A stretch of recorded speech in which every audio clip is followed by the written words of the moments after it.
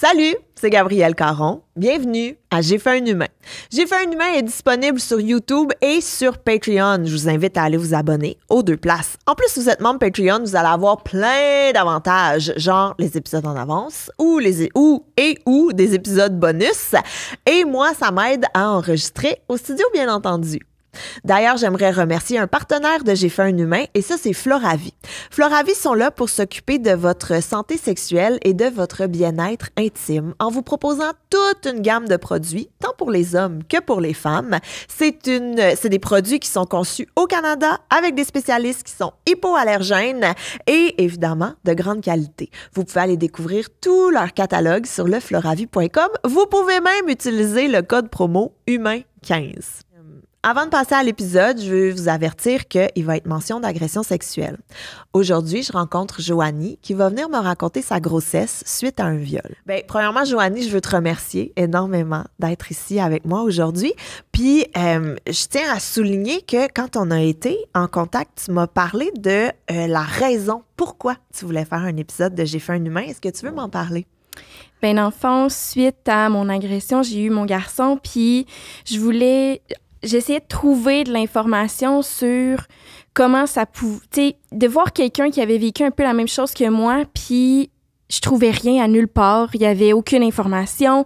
J'étais en contact avec les Calax, puis même eux, c'était quelque chose qu'ils connaissaient pas. Ils connaissaient, mais c'était rare, c'était pas vraiment commun.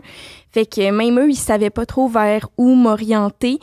Fait que j'ai comme appris un peu sur le tas. J'ai dû cheminer là-dedans un peu toute seule de mon bord, puis j'aurais vraiment aimé avoir un peu d'informations, savoir que ça pouvait bien aller, même suite à ce que j'avais vécu, là. Puis tu parlais des Calax. Est-ce que Calax, je sais jamais comment les prononcer. Est-ce que tu peux nous expliquer qu'est-ce que c'est? Dans le fond, c'est le Centre d'aide et de lutte aux agressions à caractère sexuel. Dans le fond, c'est un organisme à but non lucratif qui vient en aide aux femmes qui vivent des agressions. Moi, j'ai eu le droit à un suivi individuel suite à ce qui était arrivé, suite à une référence de l'hôpital. Puis ensuite, j'ai fait aussi un groupe après la naissance de mon garçon avec d'autres femmes qui n'avaient pas vécu la même chose que moi, là, mais qui avaient vécu des agressions aussi. Et puis c'est vraiment eux là, qui m'ont le plus aidé dans tout ça puis qui m'ont permis de digérer tout ça. Et commençons, dans le fond, avec ton agression. Mm-hmm. Est-ce que tu peux nous raconter un peu qu'est-ce qui s'est passé? Oui, dans le fond, ça a commencé par ma boss dans le temps qui m'avait mis en contact avec son cousin. Elle nous voyait ensemble, puis un soir, j'ai reçu un message sur Messenger par rapport de ma boss par le Facebook du gars en question qui me disait qu'elle voulait nous mettre en contact parce qu'elle nous voyait ensemble. Puis ça, c'était peut-être durant l'été environ, là. On s'est parlé un petit peu, là, quelques messages, puis on a arrêté de se parler. Le vibe était pas là, puis on a arrêté de se parler. Mais durant l'hiver, on s'est recroisés sur Tinder. Puis, on a décidé de se voir. On a été marcher. Première date, tout avait bien été. On a été marcher dans un parc. Puis, par la suite, il m'a invité une autre fois à aller souper chez eux. J'ai accepté. C'était durant le temps de la COVID. Puis, il y avait un couvre-feu à ce moment-là. Dans le fond, j'étais allée tôt chez eux pour qu'on soupe tôt parce que je lui avais mentionné que je voulais retourner chez moi après. Fait que j'étais arrivée chez eux, il était peut-être comme 4h30. Puis quand je suis rentrée, c'était l'hiver, j'avais mon manteau d'hiver. J'ai même pas eu le temps d'enlever mon manteau qui m'a pris à la gorge, puis il m'a poussé jusque dans sa chambre. Puis il y avait un gun là, sur le bord du lit. Fait que j'ai figé. Tu sais, on parle beaucoup des réactions quand on dirait qu'on se dit, ben moi, je figerais pas. Moi, tu sais, je dirais que je veux pas, mais j'ai tellement eu peur. J'ai figé. J'ai pas été capable de rien faire. Je me suis laissée faire, puis il a fait ce qu'il avait à faire.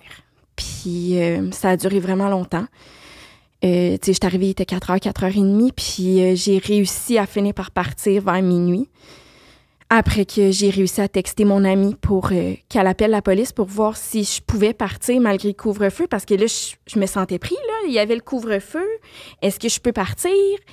Je veux pas me faire arrêter, puis que, tu sais, Finalement, les policiers voulaient s'en venir. Moi, j'ai refusé. Je voulais pas. Je voulais trouver une façon de sortir. C'est en répétition pendant plusieurs heures. Il arrêtait juste pas. Il y avait pas de fin, là. C'était incessant. C'est mon seul... Tu sais, je me souviens pas vraiment qu'est-ce qui s'est passé exactement. Sur le coup, tu sais, j'ai tout pu raconter à mon amie. Fait qu'elle, elle sait à peu près qu'est-ce qui s'est passé, mais moi, j'ai aucun souvenir. Vraiment, je me souviens juste qu'à un certain moment, je pleure, puis il me dit « C'est quoi, t'aimes pas ça? » Puis j'ai dit « Ben non, j'aime pas ça. » Puis il a continué quand même. Il s'en foutait, vraiment. Et là, tu réussis à entrer en contact avec ton ami contacte les policiers, et là, tu réussis à quitter? Ouais, dans le fond, j'ai dit que les policiers... Dans le fond, on a fait comme si c'était les policiers qui m'appelaient puis qui me demandaient d'aller à l'hôpital pour rejoindre mon ami. Parce que le plan était que moi, je m'en aille à l'hôpital pour faire une trousse médico-légale. Fait qu'on a comme un peu inversé les rôles en disant qu'elle était à l'hôpital pour que moi, je puisse y aller. Fait qu'il m'a laissé partir. Fait que j'ai quitté. J'ai embarqué dans mon auto, puis je me suis rendue chez moi parce que je voulais me changer. J'avais besoin de... Tu sais, au final, ça servait à rien, là, tu sais. Fallait juste que j'aille à l'hôpital, tu sais. Mais mon ami est venu me rejoindre chez moi, puis après ça, on est repartis à l'hôpital, les deux ensemble. Puis quand tu arrives à l'hôpital, tu m'as dit c'est pour faire une trousse médico-légale. Ouais. Qu'est-ce que ça implique? Ben dans le fond, ça a été super long. On arrive à l'hôpital, on passe au triage, puis moi, je suis juste plus là. Tu sais, je suis plus capable de... J'étais même pas capable de parler, j'étais même pas capable de dire mon nom. J'étais plus là. Puis c'est mon ami qui répondait aux questions pour moi parce que j'étais figée, là, vraiment, là. Fait qu'ils m'ont mis dans une salle toute seule, la salle genre familiale, là. Puis on a attendu là pendant... tu sais, je pense qu'on est arrivé à l'hôpital, il était minuit et demi, 1h. Puis avant qu'une travailleuse sociale arrive, il était rendu 6h du matin. Fait que ça a été hyper long. Parce que la travailleuse sociale était occupée avec une autre personne qui avait eu une agression aussi juste avant moi. Fait que on a attendu, puis quand elle est arrivée, elle me posait plein de questions, qu'est-ce qui s'était passé, fallait tout qu'elle note, puis par la suite, il y a un médecin qui a fait des prélèvements pour si je voulais porter plainte. Fait que des prélèvements un peu partout sur mon corps, là, de où est-ce qu'il avait pu toucher, qu'est-ce qu'il avait pu faire. Fait que... Puis ça, ils gardent ça à l'hôpital pour si on décide de porter plainte. Puis est-ce qu'il y a un moment où tu parles avec la police? Parce que tu m'as dit que ton ami était en contact avec les policiers. Est-ce qu'eux viennent te rencontrer? Non, parce que j'ai pas voulu porter plainte. Fait que à l'hôpital, là, la travailleuse sociale, elle me forçait pas, là, elle était vraiment pro-choix. Mais si je voulais qu'ils viennent, ben c'est elle qui allait les appeler pour qu'ils viennent. Puis moi, j'étais comme pas rendue là dans ma tête. Je savais pas si c'était ce que je voulais. Puis anyway, j'avais de la misère juste à aligner 2 mots, là. Fait que j'aurais pas pu faire une déposition à ce moment-là, là. T'es à l'hôpital, tu rencontres la travailleuse sociale, on te fait le test, mais dans le fond, il y a rien qui s'enclenche tant que toi, tu décides de pas porter plainte?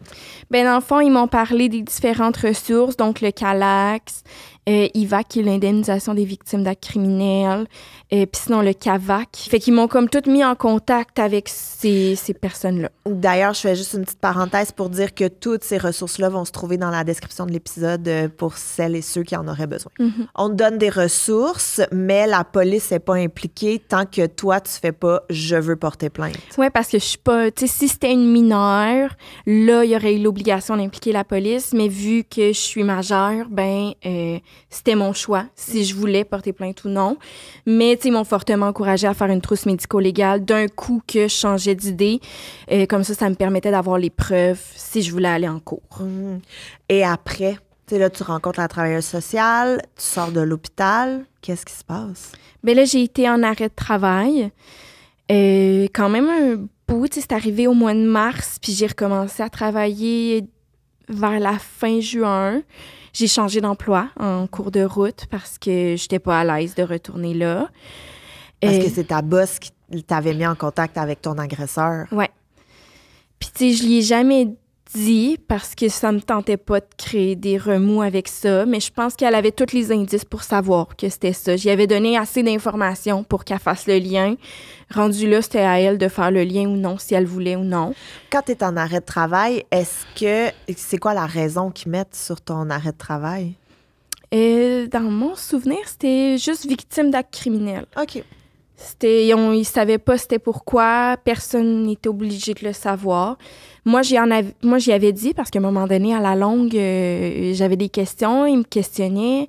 Fait que j'y avais mentionné que c'était en lien avec une agression, mais sans mentionner qui, sans rien. Puis, tu sais, c'était pas de ses affaires de toute façon, là, peu importe c'était qui. C'était spécial parce qu'il y avait certains points que je ressentais, puis d'autres qu'encore aujourd'hui, c'est comme un peu gelé. Tu sais, mettons, si je vois un homme qui lui ressemble dans un lieu public, encore aujourd'hui, là, je prends 2 minutes, là, puis il faut que je me ressaisisse parce que j'ai comme tout le temps l'image que c'est lui, mais dans le fond, je l'ai recroisé juste une fois.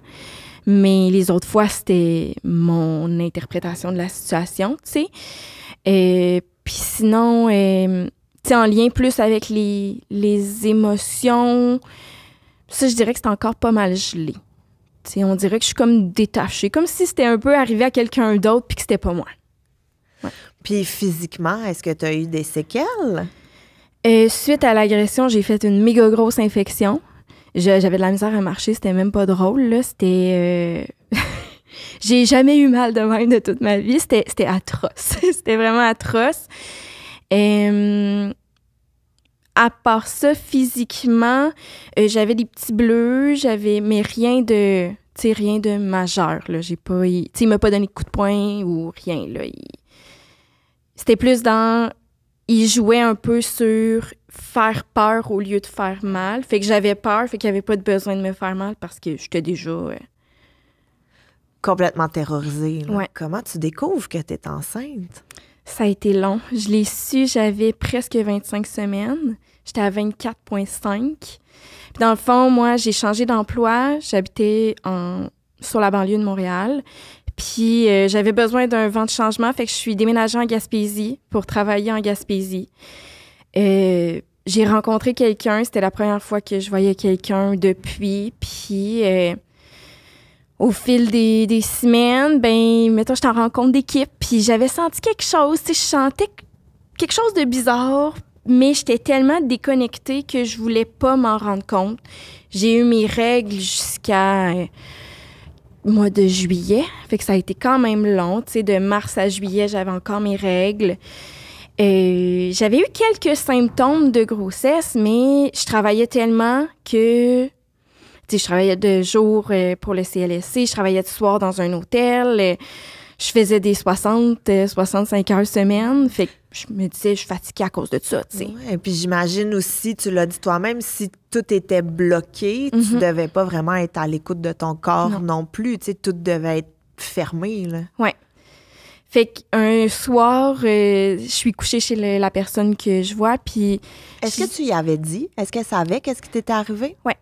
Ouais, j'y en avais parlé parce que j'avais vraiment beaucoup de craintes, puis je savais pas comment j'allais réagir après à une prochaine relation sexuelle. Je savais pas qu'est-ce que j'allais faire, comment, tu sais, si j'allais avoir peur ou peu importe. Finalement, ça avait bien été, mais je l'avais mis en garde avant. Mm-hmm.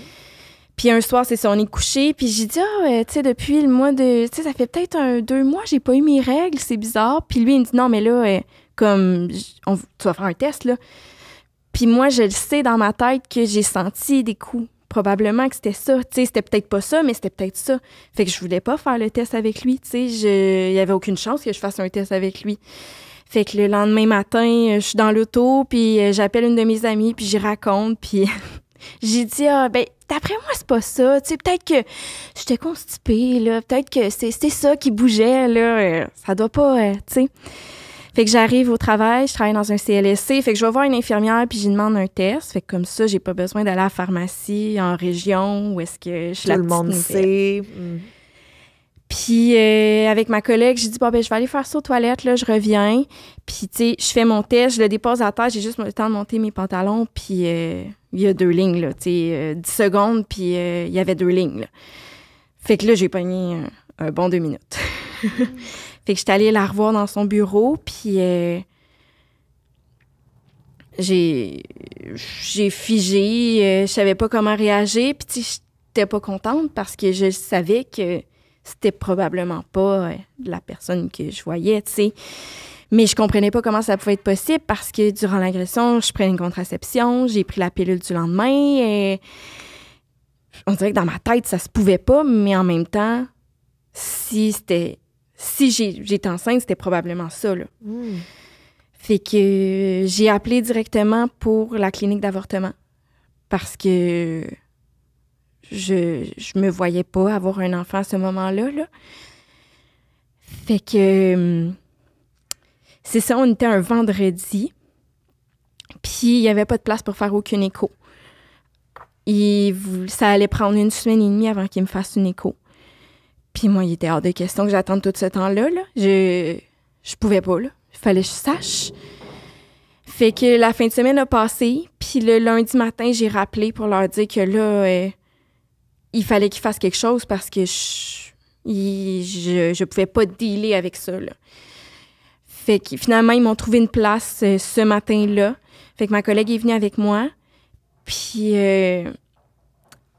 en Gaspésie, c'est genre un écran géant, là. C'est comme au cinéma? Genre, on dirait un projecteur, là. Ça fait un mur au complet, là. C'était... Fait que là, ils me disent, je pense qu'on n'essaiera pas endovaginal, on va y aller directement sur le ventre, puis si on voit rien, on va y aller. Fait que je suis toute seule dans la salle, puis elle met le truc d'échographie là, sur mon ventre, puis juste un gros bébé qui apparaît là, sur l'écran géant, un gros bébé tout formé, tu sais. Fait que là, ils m'ont dit, selon nos calculs, vous seriez à 24,5 semaines. Puis là, elle me dit, voulez-vous savoir le sexe? Puis je suis comme, oh mon Dieu, dans quoi je suis embarquée là, moi là? Parce que non seulement tu découvres ta grossesse, mais tu découvres que tu es très avancée dans ta grossesse. Jusqu'à quand on peut avorter? Ben eux, ils m'avaient dit que j'avais passé le cap pour me faire avorter au Québec. Je pense que c'était 24 semaines. Fait qu'il fallait que j'aille aux États-Unis. Puis, tu sais, je le vois sur un écran géant. C'est dur après ça de se dire que tu vas te faire avorter, là. Fait que puis je voulais pas nécessairement m'en aller, manquer de la job pour aller... Tu sais, c'était comme trop compliqué pour moi à ce moment-là.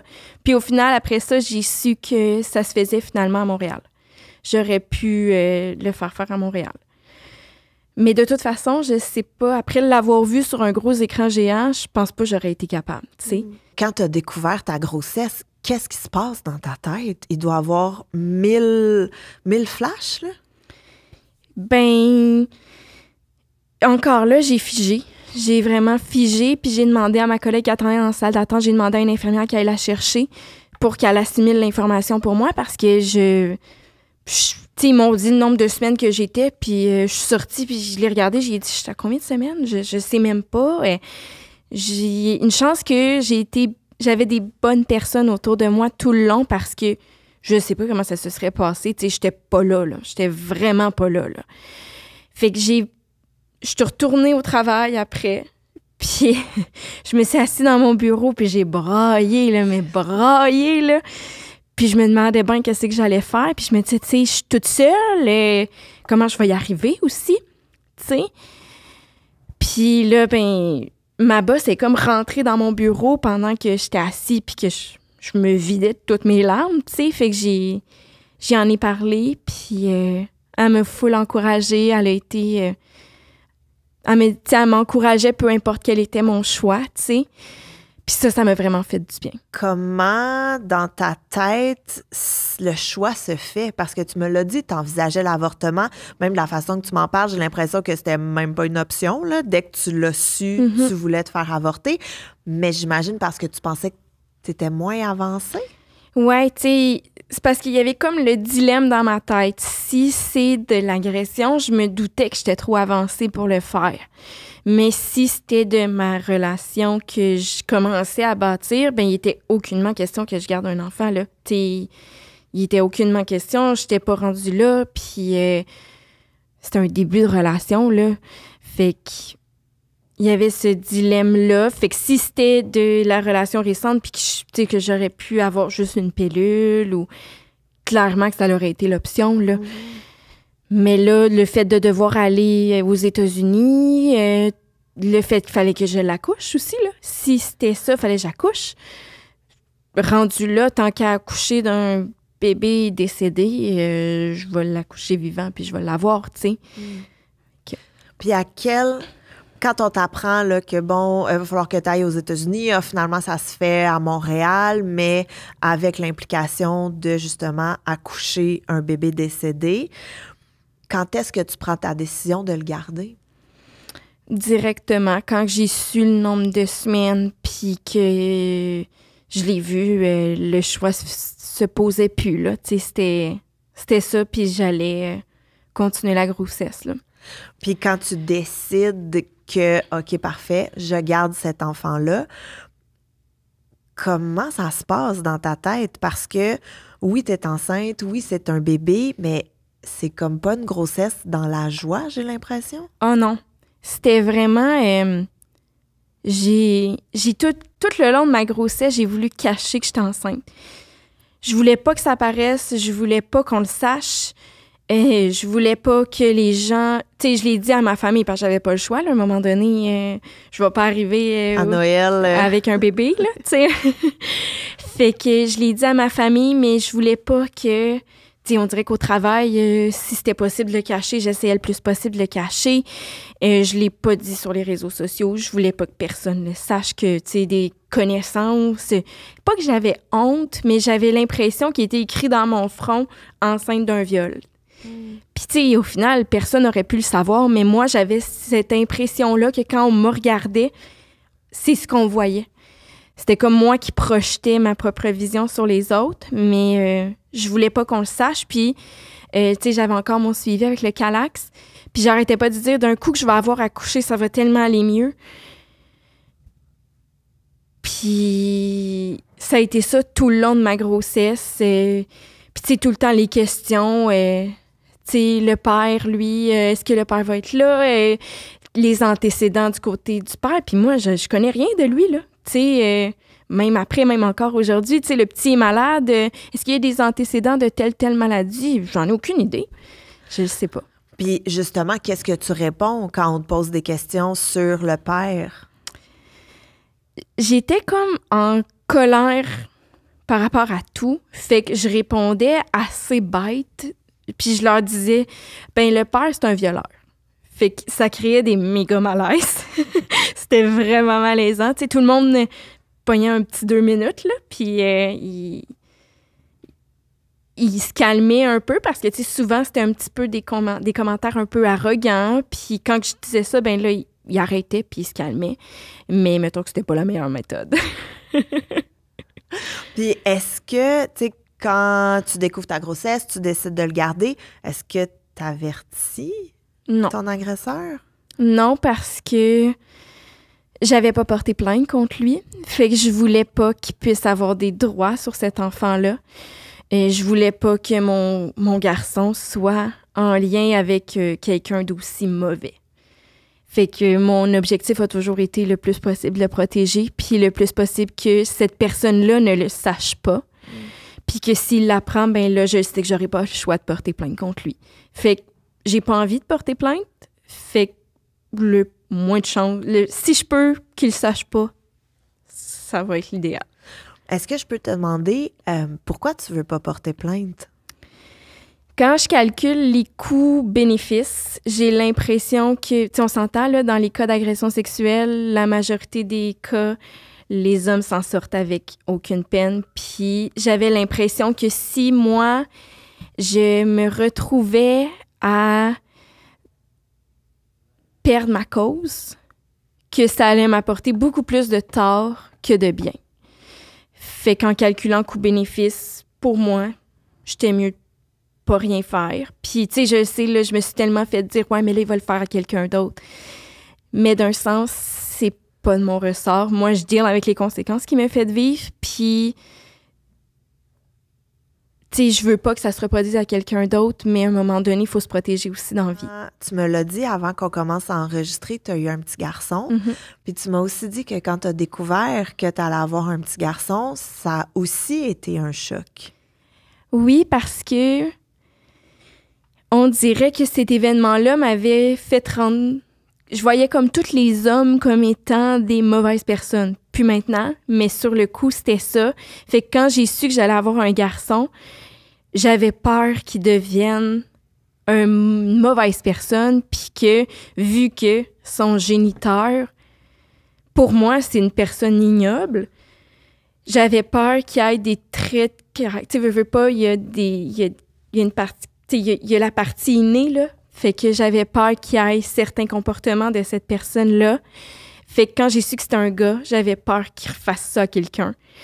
Mais je me suis ramenée, tu sais, on s'entend que on élève nos enfants, puis ils apprennent de nous aussi. Fait que j'allais y apprendre à respecter les femmes, puis d'apprendre c'est quoi le consentement, puis que tu n'arrives pas à avoir qu'est-ce que tu veux en utilisant la force, puis en utilisant des armes.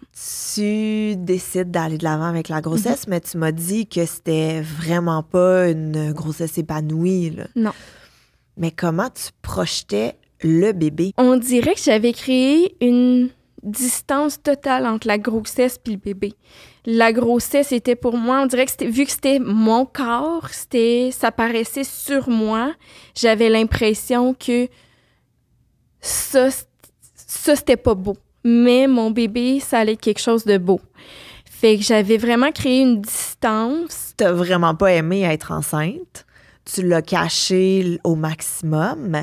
Mais comment on se prépare à l'accouchement dans cette situation-là? Premièrement, j'étais en Gaspésie, j'étais à 24,5 semaines. Là, je décide de m'en revenir ici parce que je veux pas avoir un bébé tout seul en Gaspésie. Fait que je prends pas de cours prénataux parce que je suis trop avancée. Puis en plus, je suis en Gaspésie, mais je m'en reviens sur la banlieue de Montréal. Je suis redéménagée. Enfin, je l'ai su. J'étais à la mi-septembre. Je suis revenue début novembre. Fait que, tu sais, début novembre, j'ai accouché fin décembre. Fait que ça me laissait pas beaucoup de temps pour me préparer. Fait que, je me suis pas vraiment préparée. Et je me disais que j'allais apprendre sur le tas, puis que... Mais au final, j'aurais peut-être dû me préparer un peu plus. Mais je me suis pas préparée, puis ça a donné ce que ça a donné après. Comment tu l'as appris à ta famille et tes proches, puis comment ils ont réagi? J'ai commencé par appeler ma tante, qui est comme ma mère, dans le fond, là. Et moi, ma mère est décédée, fait que ma figure maternelle, c'est ma tante. Fait que je l'ai appelée, puis j'y ai annoncé. Puis j'ai dit, là, faut qu'on le dise à mon père, mais je veux pas qu'il l'apprenne en étant tout seul, parce que je sais pas comment il va réagir, tu sais. Fait que j'y ai demandé d'inviter mon père à souper. Fait que mon père est allé souper chez elle, puis je les ai appelés en vidéo, parce que je suis loin, fait qu'il y avait pas d'autre solution. Fait que j'y ai montré l'écho, puis il était super content, tu sais. Fait que j'avais plus de crainte que la réalité. Tout le monde a super bien réagi. Fait que c'est ça s'est super bien passé. J'ai pas eu de réaction négative de personne. C'est surtout moi là, qui avait beaucoup de crainte à l'annoncer. J'avais l'impression que tout le monde allait me dire, me porter des jugements, mais tu sais, au final... T'as un bon cercle autour de toi là, qui t'ont vraiment soutenu à travers tout ça. Ouais. Et on arrive proche de l'accouchement. T'en es où dans ta tête puis dans ton corps, mettons? Ben là, dans le fond, mon bébé est en siège. Fait que ça s'enlignait pour être une césarienne planifiée. Puis j'avais encore ma crainte des hommes. Fait que j'avais parlé à ma gynéco. J'avais dit, tu sais, j'aimerais ça que ce soit toi qui m'accouches. Puis je veux pas d'hommes, tu sais. Je veux que ce soit des femmes. Puis on s'entend que généralement... Il y a beaucoup de femmes. Ouais. Fait que la césarienne était planifiée. Puis finalement, comme une semaine avant, on m'appelle pour me dire que la journée de césarienne est annulée. Fait qu'on me change de journée. Puis c'est un homme qui va m'accoucher. Fait que là, premier gros coup. Fait que je le prends vraiment mal. Puis encore là, j'appelle ma tante, puis je me vide sur elle, puis... Mais tu sais, au final, j'avais pas le choix, là. C'était ça ou rien, là. J'avais pas le choix d'accoucher à un moment donné, puis c'était cette journée-là. Fait qu'on arrive à l'hôpital ce matin-là, puis je suis hyper stressée, là. Je suis stressée, parce qu'encore là, il y a tous les questionnements. Pourquoi mon chum est pas là? Pourquoi que c'est ma tante? Fait que là, il faut encore que j'explique. Mais ça, c'était une de mes questions. Est-ce que tout le monde le sait que tu as été agressée? J'ai l'impression que les gens regardaient pas nécessairement le dossier.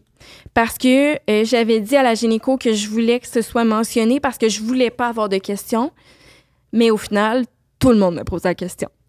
Fait que j'ai l'impression qu'ils lisaient pas nécessairement tout puis que ce détail-là a comme glissé. Finalement, c'était toute une équipe d'hommes.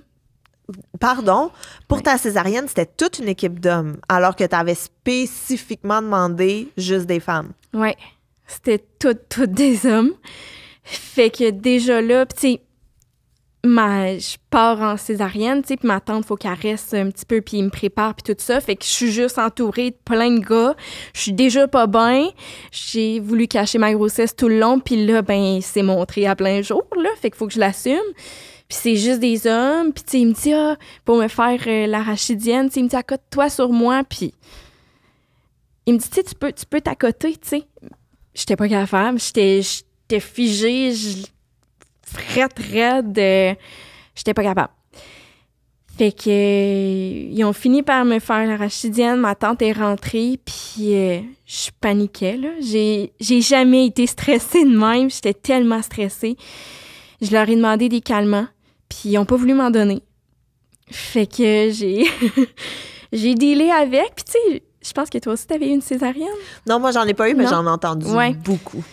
Et tu sais, j'avais l'impression que ma tête était comme penchée vers l'arrière. J'avais de la misère à respirer, mais c'était clairement la panique qui embarquait. Fait que je leur disais, j'étouffe. Puis ils me disaient, non, madame, vous êtes correct, relaxez. Ben, ouais, relaxez. Puis il me dit, veux-tu qu'on mette une chanson pour ton accouchement? Puis dans ma tête, je suis comme... Je veux juste un calmant, là. Genre, demande-moi pas quelle chanson je veux. Laisse faire la playlist, là. Je m'en fous de la chanson. Je m'en fous vraiment de la chanson. Fait que ça se passe, moi, en panique, mais tout se passe bien. Tu sais, au final, toute ma grossesse s'est bien passée. L'accouchement s'est bien passé. Tout a bien été.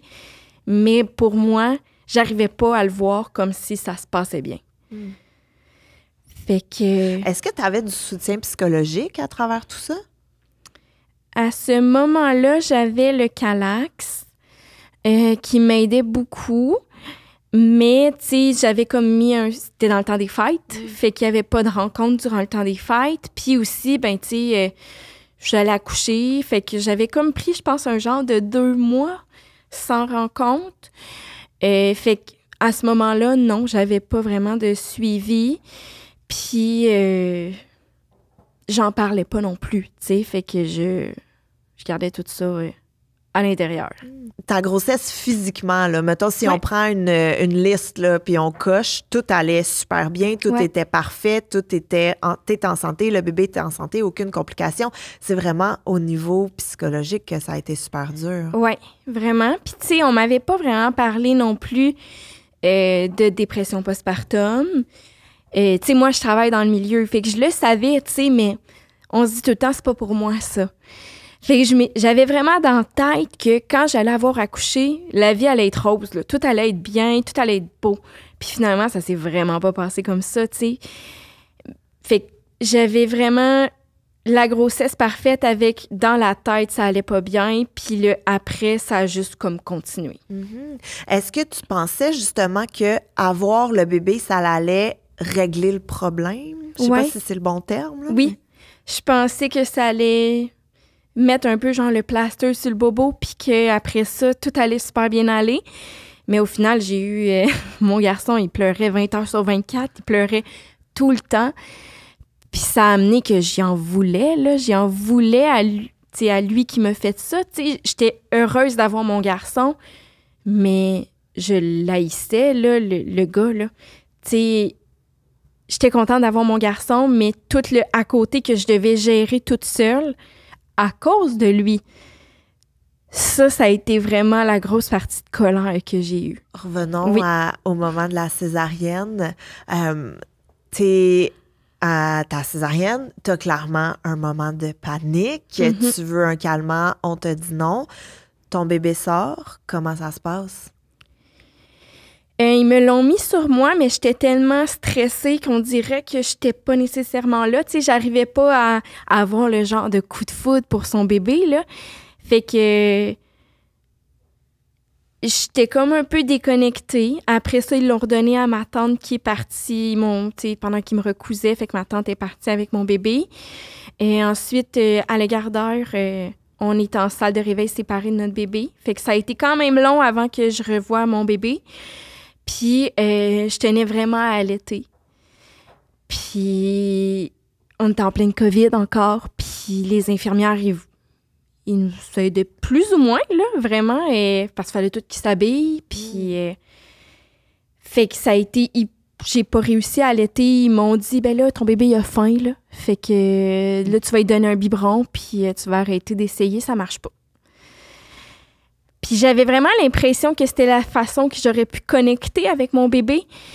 Fait que ça a été vraiment difficile pour moi d'accepter qu'on m'enlève ce droit-là, entre guillemets, parce que j'avais pas eu le droit au pot à pot après la naissance. J'avais pas eu le droit à mon bébé comme Ça a été quand même long en salle de réveil, là, genre 2-3 heures, que j'avais pas mon bébé. Fait que c'était comme je m'accrochais à ça.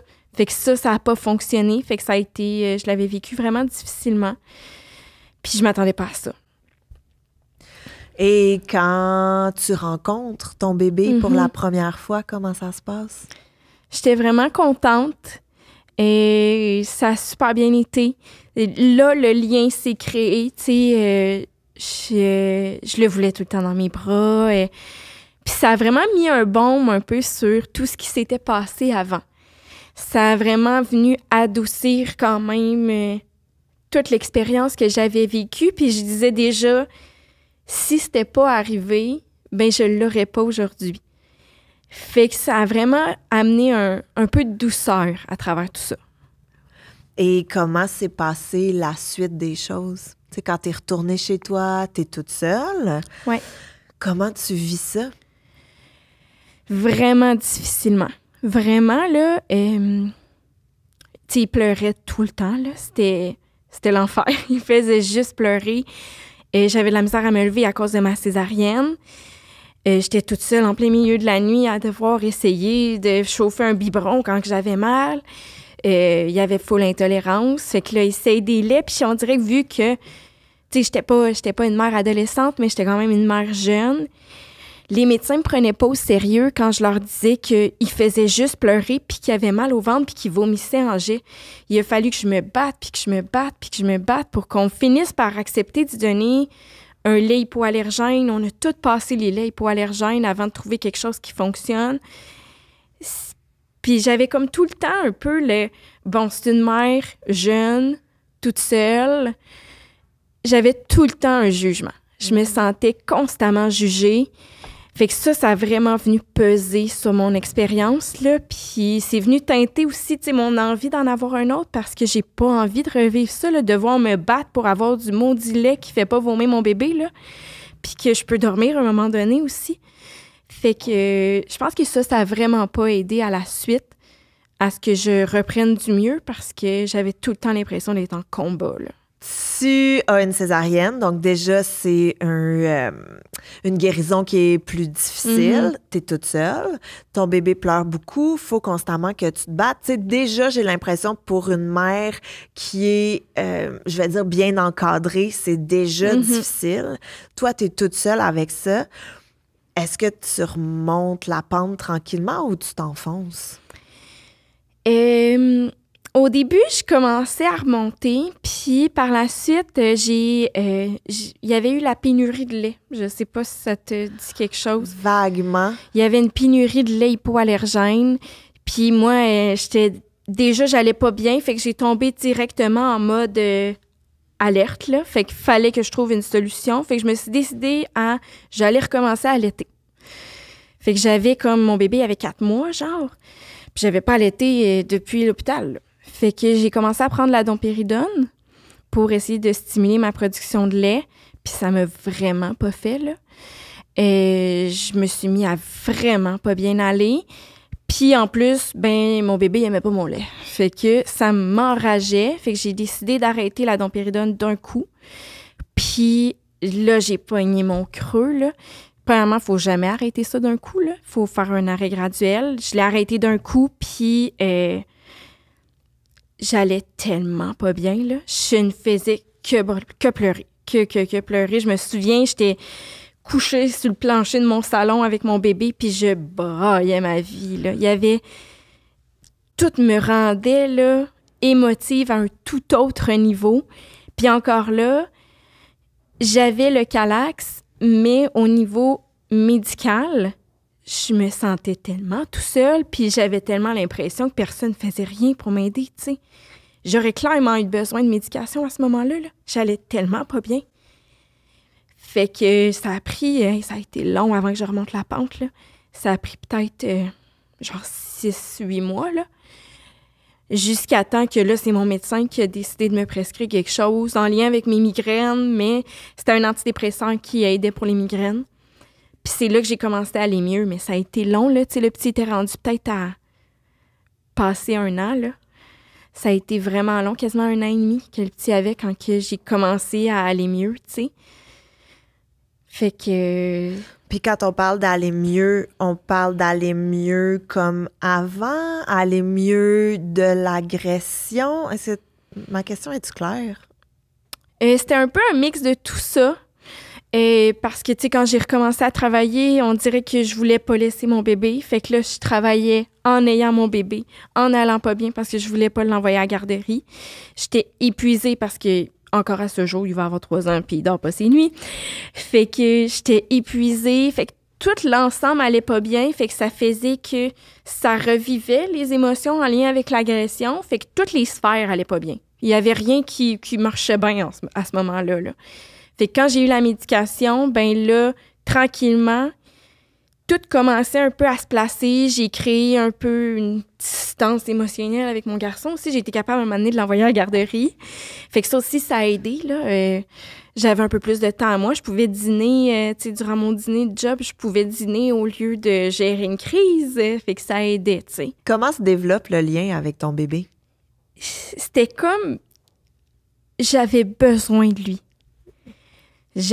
On dirait que c'était la seule chose qui m'apportait du bonheur à ce moment-là. Fait que c'était pas plus sain, là. C'était quasiment fusionnel. J'avais de la difficulté à le laisser à quelqu'un pendant 1 heure pour que j'aille chercher des médicaments en pharmacie, là. C'était très intense. Je m'accrochais à lui, puis c'est lui qui m'a permis de passer à travers tout ça, là. Vraiment. Parce que s'il avait pas été là, je sais pas qu'est-ce que j'aurais fait, pour vrai. Ouais. Est-ce qu'il y a un moment, que ce soit dans la grossesse ou même au début de vie de ton fils, où tu as eu peur de ne pas l'aimer? Ah oui. Durant la grossesse, toute la grossesse, vraiment, là, je me disais comment je vais l'aimer. Puis j'avais tellement peur qu'il ressemble à son géniteur. J'avais une crainte énorme, là. Et puis je me disais, s'il ressemble, il n'y a aucune chance que je l'aime. Je pourrais pas, là. Puis finalement, c'est le complet opposé. Fait que c'est correct. C'est un beau bébé. Oui. Tu m'as dit tantôt que tu as recroisé ton agresseur à un certain moment. Quand est-ce que ça s'est passé? C'était à la pharmacie. Le petit, il venait d'avoir 1 an, quelque chose comme ça. Puis j'avais mon garçon dans les bras. Puis on était à la pharmacie, on attendait les médicaments. Puis il a juste passé, puis... Quand il m'a vu, il a arrêté puis il me fixait. Puis à ce moment-là, j'ai tellement eu peur. Puis on dirait que j'ai comme tout perdu mes moyens puis je savais pas quoi faire. Je suis partie, mais en même temps, je voulais pas sortir de la pharmacie parce que je me disais, si je sors puis qu'il sort, on est les deux dans le stationnement, je veux pas me ramasser tout seul avec. Fait qu'on dirait que je me promenais dans la pharmacie sans savoir quoi faire. Puis il me suivait. Fait que j'avais vraiment la chienne. J'ai appelé une de mes amies, puis je suis retournée au laboratoire. Je me suis dit, si je suis au laboratoire, il va finir par partir. T'sais, il restera pas là. Fait que mon amie est restée avec moi au téléphone. Fait que quand je suis sortie de la pharmacie, il était parti. Fait que j'ai pu rembarquer dans mon auto puis m'en aller. Est-ce qu'il sait qu'il y a un enfant? Ben, il pourrait peut-être à ce moment-là avoir fait le lien, mais en même temps, on le saura probablement jamais. Sur le certificat de naissance de ton enfant, c'est écrit quoi? Père non déclaré. Qu'est-ce que ça veut dire? Que j'ai pas déclaré le père. Donc, mettons, ton agresseur peut pas revenir puis faire « c'est mon enfant ». Il n'y a aucun droit sur lui. La seule façon, ce serait genre qu'il décide d'aller en cours puis qu'il veulent prouver sa paternité, mettons. Mais rendu là, je sais que je suis bien backée. Ma trousse médico-légale est toujours à l'hôpital. Fait que, tu sais, je sais que s'il se décide, ben, il pourra pas, tu sais. Tu sais, ton fils, il est tout petit encore, là. Ouais. Mais en grandissant, si jamais il y a des questions sur son géniteur, est-ce que tu as déjà un peu pensé à ce que tu vas lui dire? Ça a été une grande question encore à ce jour-là. Tu sais, depuis que j'ai su que j'étais enceinte, c'est une des questions que je me pose constamment. Puis j'ai dans la mentalité que quand il va en venir à poser des questions, c'est qu'il va être capable de recevoir la réponse. Puis je veux pas y mentir. Je veux pas y dire que c'est pas ça que j'ai décidé de l'avoir toute seule quand c'est pas la réalité, mais je veux pas non plus y créer un malaise ou peu importe. Fait que je m'étais dit aussi que l'épisode aujourd'hui allait peut-être pouvoir l'aider à comprendre puis que c'est pas de sa faute puis que peu importe, je l'aime, tu sais. Mais justement, là, si on se projette dans le futur, mettons, là, puis que ton fils écoute l'épisode, qu'est-ce que t'aimerais lui dire? Qui est la plus belle chose qui me soit arrivée malgré tout. Ouais. Je suis quand même motive.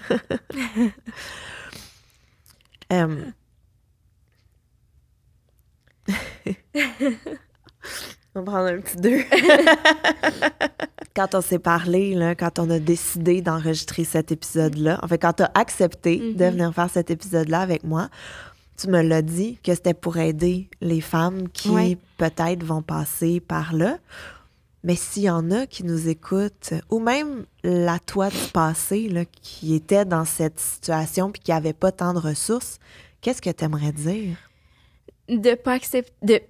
d'accepter l'aide et d'aller voir les ressources parce que moi, ça m'a vraiment aidée.